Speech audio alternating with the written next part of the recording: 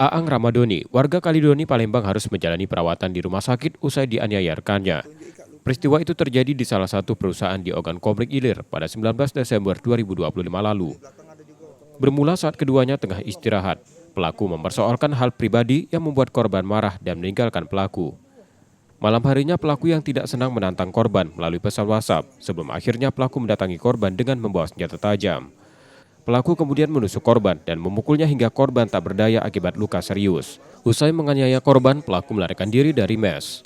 Saya itu sebenarnya mungkin dia pikir bercanda karena aku mesal. Cuman bagi wong yang normal itu recehan lah ngomongnya itu. Malah bini kau, pacakku ini biar punya anak. Dua nak tiga, habisnya mbak lah sisanya.